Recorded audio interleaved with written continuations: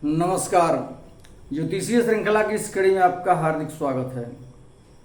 कुंडली में बनने वाले विविध राजयोगों के अध्ययन के क्रम में आज हम हल योग के बारे में जानते हैं।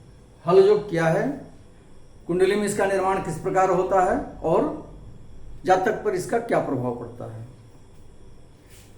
हल योग की परिभाषा है कि यदि सभी ग्रह द्वितीय, षष्ठ और दशम भाव में अथवा तृतीय, सप्तम और एकादश भाव में अथवा चतुर्थ, अष्टम और द्वादश भाव में स्थित हो तो हल योग का निर्माण होता है। क्या है?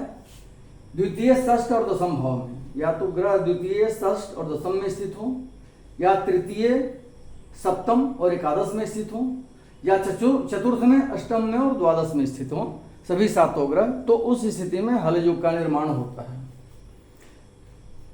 एक चीज हम पहले से जान चुके हैं कि कुंडली के 12 भावों में 4 प्रकार के त्रिकोणों का निर्माण होता है।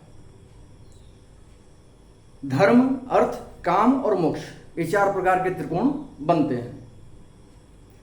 पुनः एक बार हम इसकी पुनरावृत्ति कर लें, रिपीट कर लें कि लग्न को, पंचम को और नवम को, इसको हम धर्म त्रिकोण के नाम से जानते हैं। द्वितीय, षष्ठ और दशम को ये अर्थ त्रिकोण के नाम से जाना जाता है। तृतीय, सप्तम और एकादश ये जो है सो काम त्रिकोण के नाम से जाना जाता है। और चतुर्थ, अष्टम और द्वादश को हम मोक्ष त्रिकोण के नाम से जानते हैं। तो पहला जो धर्म त्रिकोण था, लग्न, पंचम और नवम, इसके हिसाब से तो हमने पिछले वीडियो में श्रृंगाटक योग के बारे में जाना। यदि सभी सातों ग्रह इस त्रिकोण में अवस्थित हो, लग्न में, पंचम में और नवम में, तो उस स्थिति में श्रृंगाटक योग का निर्माण होता है। परंतु ये जो 3 त्रिकोण हैं, अर्थ त्रिकोण, काम त्रिकोण और मोक्ष त्रिकोण, यदि इनमें सभी ग्रहों की स्थिति रहती है, या तो अर्थ त्रिकोण में हो, या काम त्रिकोण में, या मोक्ष त्रिकोण में, तो उस स्थिति में हल योग का निर्माण होता है। तो ये क्लियर हो गया। तीनों त्रिकोण में से किसी एक त्रिकोण में इसी तरह से हल योग का निर्माण होता है। अब इसके फल के बारे में कहा जाता है कि हल योग जब कुंडली में निर्मित होता है तो जातक के शुभ गुणों को उभार कर एक नई शक्ति प्रदान करता है।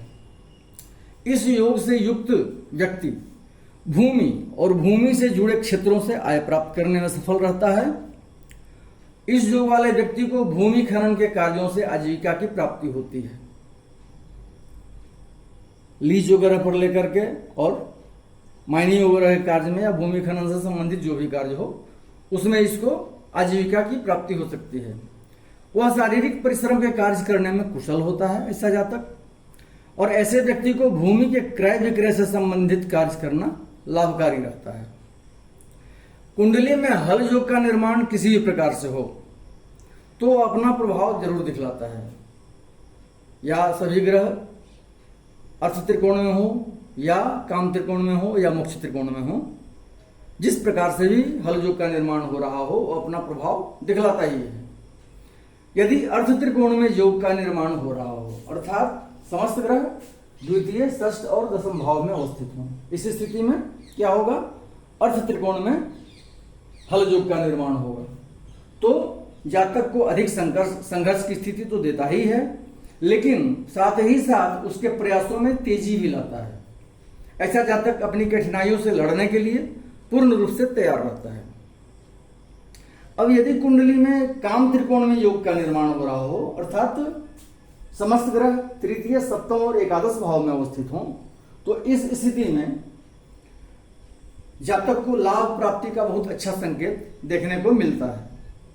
उसके आर्थिक संबंधों में चुनौतियां तो आती हैं, परंतु साथ ही साथ एक सकारात्मक स्थिति भी प्राप्त होती है। और तीसरी स्थिति क्या है?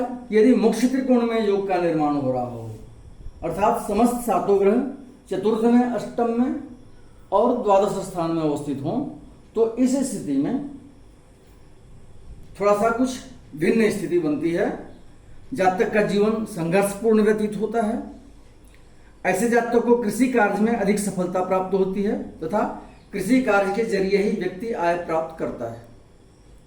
अतः निष्कर्ष में हम जान सकते हैं कि हल योग व्यक्ति के जीवन में मिश्रित प्रभाव लाता है, कुछ अच्छा कुछ बुरा, और यह उसके जीवन में संघर्षपूर्ण परिस्थितियां तो लाता है, परंतु उसमें और उन परिस्थितियों से लड़ने की भी क्षमता भी उस जातक में होती है, उसको प्राप्त होती है। अब इस योग के बनने के बाद हम चाहे कोई भी योग हो, हम पहले से भी जानते हैं या बोलते आ रहे हैं कि ग्रहों का बलाबल देखना बहुत ही आवश्यक है। ग्रह किस स्थिति में है, मित्र राशि में है, शत्रु राशि में है, अस्त है, नीच है, उच्च है, उसके हिसाब से ही हमको फलादेश करने की स्थिति बनानी चाहिए कुंडली के। अगले वीडियो में हम कुछ अन्य योगों को लेकर उपस्थित होंगे। नमस्कार।